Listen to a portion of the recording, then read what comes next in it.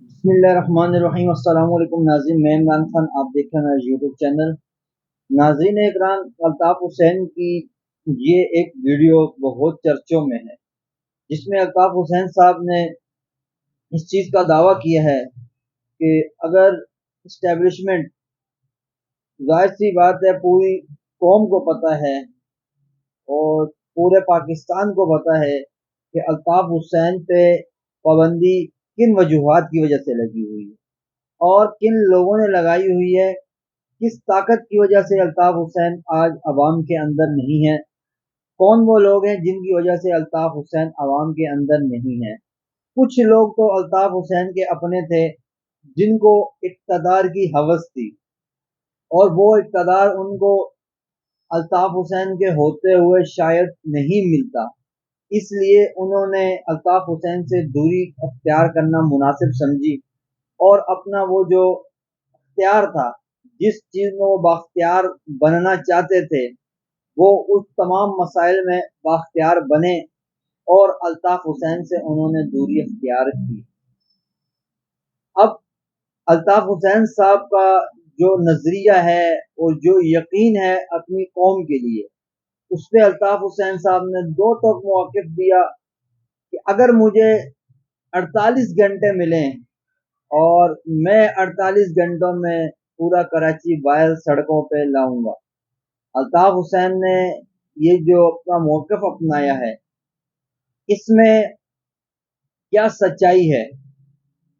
आप तमाम लोग अल्ताफ़ हुसैन की वीडियोस देखने वाले हैं, अपनी कमेंट में राय दीजिए कि अगर अल्ताफ़ हुसैन साहब को 48 घंटे मिलते हैं कोई जलसा, कोई जुलूस करने के लिए, तो क्या आया जो अल्ताफ़ हुसैन से मोहब्बत करने वाले लोग हैं वो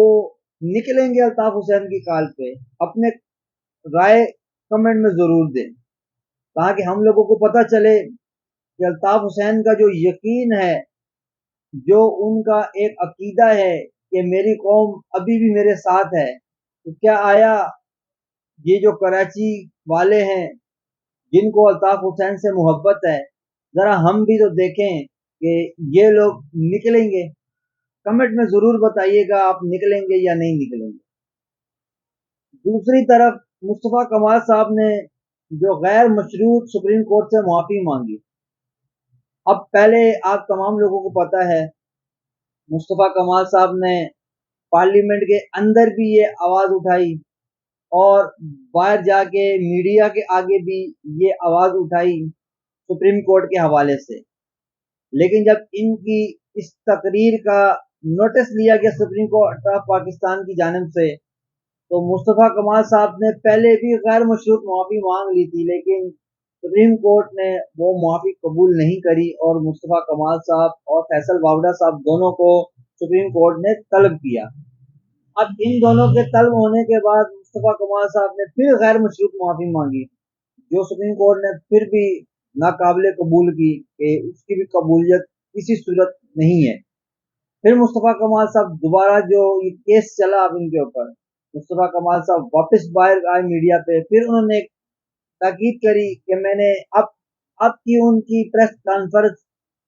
और जो पहले उन्होंने अदलिया के खिलाफ प्रेस कॉन्फ्रेंस करी थी, उसमें अब जमीन आसमान का फर्क कर दिया उन्होंने, क्योंकि अब वो फंस गए। अब बाहर आके अदलिया की वो तारीफ करने लग गए। लेकिन क्या आया इनके इस इकदाम से पार्टी पोजीशन में कोई इनको फर्क पड़ेगा? अगर पार्टी पोजीशन में इनका फर्क तो नहीं पड़ता, लेकिन अवाम के हाथों ये जलील और रुस्वा हैं। क्योंकि अल्ताफ हुसैन के हालिया बयान के मुताबिक अल्ताफ हुसैन साहब ने यही कहा था कि पाकिस्तान पीपल्स पार्टी से पूछ लें, पाकिस्तान तहरीक इंसाफ से पूछ लें या किसी दीगर जमात से पूछ लें कि MQM को किस तरह जितवाया गया और MQM किस तरह आई। अल्ताफ हुसैन का ये भी कहना था अगर इनको जितवाया नहीं जाता तो इनको आवाम वोट नहीं देती, लेकिन इनको जबरदस्ती जितवाया गया, इसलिए इनको वोट इस तरह मिले। फॉर्म 47 की MQM ये है जिसमें मुस्तफ़ा कमाल साहब MNS बने हुए हैं, जिसमें डॉक्टर फारूक सत्तार साहब MNS बने हुए हैं, یہ مصطفیٰ کمال صاحب وہ ہیں جنہوں نے 2022 کے بلدیاتی انتخابات میں شکست کھائی، 2018 کے انتخابات میں شکست کھائی، لیکن جب ان کا ہاتھ پکڑا گیا تو یہ بھی ایم این ایز بن گئے، ورنہ مصطفیٰ کمال صاحب یو سی کا الیکشن نہیں جیت سکتے تھے۔ پاک سرزمین پارٹی میں مصطفیٰ کمال صاحب جب تک تھے، اور جتنے انتخابات ہوئے، جنرل انتخابات ہوئے یا ضمنی انتخابات ہوئے، بلدیاتی انتخابات ہوئے یا کسی ایم این ایز کی سیٹ پہ کوئی انتخابات ہوئے، تمام کے تمام انتخابات میں پاک سرزمین پارٹی ہمیشہ ہارتی رہی، اس کا کوئی وجود ہی نہیں تھا۔ لیکن جب پاک سرزمین پارٹی ضم ہوئی ایم کیو ایم پاکستان کے اندر، تو یہ تمام لوگوں کو بھی ووٹ مل گئے اور یہ تمام لوگ بھی ایم این ایز اور ایم پی ایز بن گئے۔ اب الطاف حسین صاحب کا یہ جو بیان تھا، اس نے کتنی ہلچل مچائی ہے کراچی کے اندر، اور کراچی کے کارکنان کے اندر کیا خوشی کی لہر ہے۔ الطاف حسین کے بیانات گائے بگائے سوشل میڈیا کے ذریعے کارکنان تک پہنچتے رہتے ہیں۔ یہ وہ ڈیجیٹل پلیٹ فارم ہے، اس کی رسائی بند کرنا مشکل ہی ناممکن ہے۔ اس پلیٹ فارم کی رسائی بند کرنا ایسے ہو سکتا ہے کہ پاکستان میں انٹرنیٹ بند کر دیا جائے، لیکن جب پاکستان میں انٹرنیٹ بند کر دیا جاتا ہے تو لوگ آج کل وی پی این سے انٹرنیٹ چلا لیتے ہیں۔ جن کو اپنے قائد سے محبت ہوتی ہے، ان کو قائد کی خبریں سننے کے لیے یا قائد کی باتیں سننے کے لیے ان کے پاس بہت سارے انتظام ہوتے ہیں، اور وہ لوگ وہ پوری کوشش کرتے ہیں اور وہ انتظام کر کے اپنے قائد کی بات بھی سنتے ہیں اور اس پہ عمل بھی کرتے ہیں۔ اسی طرح الطاف حسین صاحب کے جو کارکنان ہیں کراچی میں، حیدرآباد میں، سکھر، لاڑکانہ اور پنجاب میں بھی ایم کیو ایم کے کارکنان بے تحاشا موجود ہیں۔ لوگوں کو پاکستان ایم کیو ایم سے بہت محبت ہے۔ الطاف حسین سے محبت کا اظہار پنجاب میں بھی اب لوگ کرتے ہیں۔ پہلے پنجاب والے لوگ نہیں کرتے تھے، لیکن اب پنجاب والے لوگ بھی الطاف حسین سے محبت کرتے ہیں۔ میں اسی پوائنٹ پہ آتا ہوں کہ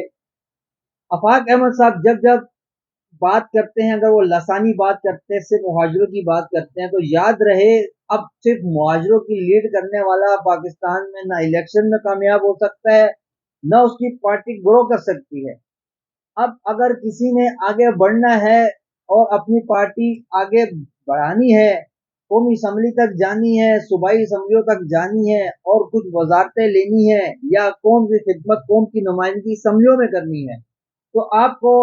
سب سے پہلے یہ منشور چینج کرنا ہوگا کہ آپ صرف ایک قوم کی خدمت کر رہے ہیں، آپ پوری انسانیت کی خدمت کر رہے ہیں۔ آپ کا منشور انسانیت کی خدمت پہ ہو، آپ پوری پاکستان کی قوم کی خدمت کر رہے ہیں، آپ کا یہ منشور ہو۔ آپ صرف ایک کمیونٹی کی خدمت نہیں کر رہے، یہ آپ کا منشور ہو۔ اس سے آپ کو ہر قوم، ہر نسل، ہر خاندان، ہر انسان، ہر زبان والا بندہ آپ کو ووٹ دے گا، آپ کو سپورٹ کرے گا، آپ کے جلسوں میں آئے گا، آپ کے احتجاج میں شامل ہوگا، آپ کی ریلیوں میں شامل ہوگا، آپ کی انتخابی مہم میں شامل ہوگا۔ لیکن اگر آپ نے لسانی بنیاد پہ صرف ایک قوم کی خدمت کی امید رکھی اور باقیوں کو رد کیا، تو سب کو پتا ہے جو حالیہ مردم شماری ہوئی ہے، اس مردم شماری کو اس طریقے سے رکھا گیا کہ ہر حلقے میں ہر پارٹی کا امیدوار ہے اس ٹائم، اور حلقے بھی بہت سے توڑ کے مروڑ کے نئے انداز میں پیش کیے گئے۔ تو اس طریقے سے اب جو پرانی جو پہلے زمانے میں جو ایم کیو ایم کا عروج تھا، جو ایم کیو ایم سیٹیں لیتی تھی لسانی بنیادوں پہ، اب اس طرح ایم کیو ایم سیٹیں نہیں لے سکتی، کیونکہ ہر حلقے میں ہر نسل کے لوگ اس ٹائم کراچی میں موجود ہیں، صرف ایک قوم ایم کیو ایم کے مہاجر لوگ نہیں ہیں۔ اگر آپ عزیز آباد کی مثال لے لیں، عزیز آباد میں صرف مہاجروں کی اکثریت نہیں ہے، عزیز آباد میں مہاجروں کے ساتھ ساتھ سندھی، بلوچ، پٹھان، پنجابی، سرائکی، ہزاروال، سب لوگ مکس ہیں۔ تو آپ صرف مہاجروں کی اگر آپ ترجمانی کریں گے تو آپ کو چند مہاجروں کے عزیز آباد سے ووٹ ملیں گے بس، باقی جو सिंधी भाई हैं, पठान भाई हैं, बलोच भाई हैं, बाकी पंजाबी भाई हैं, वो लोग आपको वोट नहीं देंगे क्योंकि आप तो सिर्फ एक कौम की तर्जमानी कर रहे हो, एक जबान की तर्जमानी कर रहे हो। अगर आपको अभी असम्बलियों में जाके अपनी कौम की खिदमत करनी है, अपने मुल्क की खिदमत करनी है, तो आपको पूरे मुल्क की, पूरी इंसानियत की खिदमत का जज्बा रख के पूरी कौम के लिए आवाज उठानी पड़ेगी, ना कि सिर्फ एक कौम की आवाज उठानी पड़ेगी। इससे आप बेहतर भी होंगे, आपकी तर्जुमानी भी बेहतर होगी।